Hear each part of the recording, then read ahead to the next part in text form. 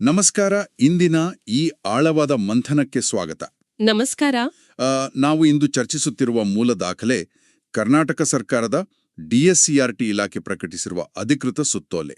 ಹೌದು, ಇದು 9/3/2026 ಅಂದ್ರೆ ಮಾರ್ಚ್ 9ನೇ ತಾರೀಕಿನಂದು ಬಿಡುಗಡೆಯಾಗಿರುವ ಪ್ರಕಟಣೆ. ಎಕ್ಸಾಕ್ಟ್ಲಿ. 9ನೇ ತಾರೀಕು ಬಿಡುಗಡೆಯಾದ ಮಾರ್ಚ್ 2026ರ 9ನೇ ತರಗತಿಯ ಸಂಕಲನಾತ್ಮಕ ಮೌಲ್ಯಾಂಕನ 2 ಅಂದ್ರೆ SA2 ಪರೀಕ್ಷೆಯ ಪರಿಷ್ಕೃತ ವೇಳಾಪಟ್ಟಿದು. ಪರಿಷ್ಕೃತ ಅನ್ನೋದು ಇಲ್ಲಿ ಬಹಳ ಮುಖ್ಯವಾದ ಪದ. ಖಂಡಿತ. ಹಾಗಾಗಿ ಈ ದಿನಾಂಕಗಳನ್ನ ನಾವು ಕ್ರಮಬದ್ಧವಾಗಿ ಲೈನ್ ಬೈ ಲೈನ್ ವಿಶ್ಲೇಷಿಸ್ತಾ ಹೋಗೋಣ. ಯಾವುದೇ ವಿಷಯವನ್ನ ಸ್ಕಿಪ್ ಮಾಡೋದು ಬೇಡ. ಶುರು ಮಾಡೋದಾದ್ರೆ, ಪರೀಕ್ಷೆಗಳು ಮಾರ್ಚ್ 24 ಮಂಗಳವಾರದಂದು ಪ್ರಥಮ ಭಾಷೆಯೊಂದಿಗೆ ಆರಂಭವಾಗುತ್ತೆ. ಬೆಳಿಗ್ಗೆ 11ರಿಂದ ಮಧ್ಯಾಹ್ನ 2:15ರವರೆಗೆ ನಡೆಯುವ ಈ ಪತ್ರಿಕೆಗೆ 100 ಗರಿಷ್ಠ ಅಂಕಗಳಿರುತ್ತೆ. ಅಂದ್ರೆ ಒಟ್ಟು 3 ಗಂಟೆ 15 ನಿಮಿಷಗಳ ಸಮಯ ಮತ್ತು ಸಂಪೂರ್ಣ ವೇಳಾಪಟ್ಟಿಯಲ್ಲಿ 100 ಅಂಕಗಳಿರುವ ಏಕೈಕ ವಿಷಯ ಇದೆ. ಹೌದು. ಇನ್ನು ಮರುದಿನ ಅಂದ್ರೆ ಮಾರ್ಚ್ 25 ಬುಧವಾರ ಯಾವುದೇ ಪರೀಕ್ಷೆ ಇರಲ್ಲ. ಆಮೇಲೆ ಮಾರ್ಚ್ 26 ಗುರುವಾರದಂದು ಕೋರ್ ವಿಷಯ ಅಂದ್ರೆ ವಿಜ್ಞಾನ ಪರೀಕ್ಷೆ ನಿಗದಿಯಾಗಿದೆ. ನಿಜ. ಇದು ಬೆಳಿಗ್ಗೆ 11ರಿಂದ ಮಧ್ಯಾಹ್ನ 2:15ರವರೆಗೆ ನಡೆದರೂ ಗರಿಷ್ಠ ಅಂಕಗಳು ಮಾತ್ರ 80. ಪ್ರಥಮ ಭಾಷೆಯ ನಂತರ ಬರುವ ಎಲ್ಲಾ ವಿಷಯಗಳಿಗೂ ಇದೇ 80 ಅಂಕಗಳ ಮಾನದಂಡ ಅನ್ವಯವಾಗುತ್ತೆ. ಹೌದು.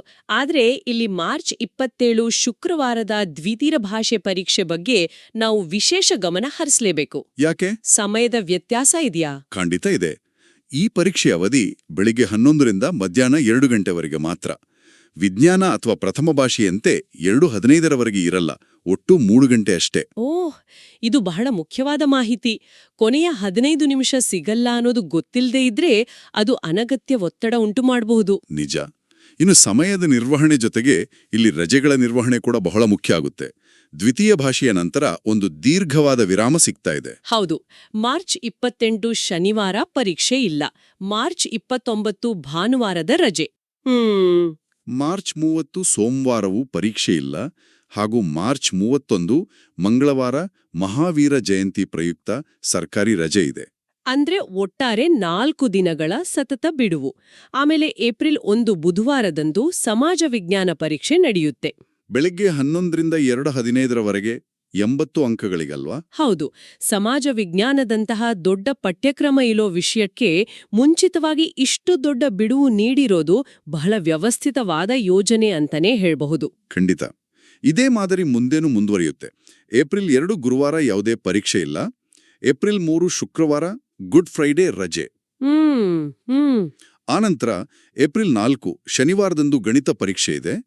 ಇದಕ್ಕೂ ಬೆಳಗ್ಗೆ 11ರಿಂದ 2:15ರವರೆಗೆ 80 ಅಂಕಗಳಿಗೆ ಪರೀಕ್ಷೆ ನಡೆಯುತ್ತೆ. ಹೌದು. ಅಲ್ಲಿಯೂ ಸತತ 2 ದಿನಗಳ ತಯಾರಿ ಸಮಯ ಸಿಗುತ್ತೆ.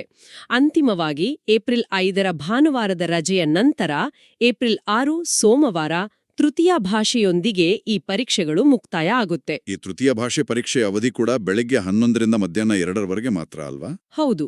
ಕೇವಲ 3 ಗಂಟೆ. ಮತ್ತು ಗರಿಷ್ಠ ಅಂಕಗಳು 80. ಎಕ್ಸಾಕ್ಟ್ಲಿ. ಈ ಸಂಪೂರ್ಣ ವೇಳಾಪಟ್ಟಿಯನ್ನು ನೋಡಿದಾಗ ಪ್ರಥಮ ಭಾಷೆಯ 100 ಅಂಕಗಳು ಹಾಗೂ ದ್ವಿತೀಯ ಮತ್ತು ತೃತೀಯ ಭಾಷೆಗಳ 3 ಗಂಟೆಗಳ ಕಾಲಾವಧಿಯ ವ್ಯತ್ಯಾಸವನ್ನ ಪ್ರಮುಖವಾಗಿ ನೆನ್ಪಿಟ್ಕೊಳ್ಬೇಕು. ನಿಜ. ಪ್ರಮುಖ ಕೋರ್ ವಿಷಯಗಳ ನಡುವೆ ಸಾಕಷ್ಟು ರಜೆಗಳನ್ನು ನೀಡಿರೋದು ಕೂಡ ಸ್ಪಷ್ಟವಾಗಿ ಕಾಣಿಸ್ತಾ ಇದೆ. ಖಂಡಿತ. ಆದ್ರೆ ಇಲ್ಲಿ ಕಾಡೋ ಒಂದು ಅಂತಿಮ ಚಿಂತನೆ ಇದೆ. ಪರೀಕ್ಷೆಗಳ ನಡುವೆ ಸಿಗುವ ಇಷ್ಟು ದೀರ್ಘವಾದ ರಜೆಗಳು, ವಿಶೇಷವಾಗಿ ಸಮಾಜ ವಿಜ್ಞಾನಕ್ಕೂ ಮುನ್ನ ಸಿಗುವ ಆ 4 ದಿನಗಳ ಬಿಡುವು ಕಠಿಣ ವಿಷಯಗಳ ಪುನರಾವರ್ತನೆಗೆ ನಿಜಕ್ಕೂ ಸಹಾಯ ಮಾಡುತ್ತಾ ಅಥವಾ ಪರೀಕ್ಷೆಯ ಲಯವನ್ನು ಕಳೆದುಕೊಂಡು ಓದಿನ ಏಕಾಗ್ರತೆಯನ್ನು ಕದಡುತ್ತಾ ಅನ್ನೋದು ಪ್ರತಿಯೊಬ್ಬರೂ ಯೋಚಿಸಬೇಕಾದ ವಿಷಯ.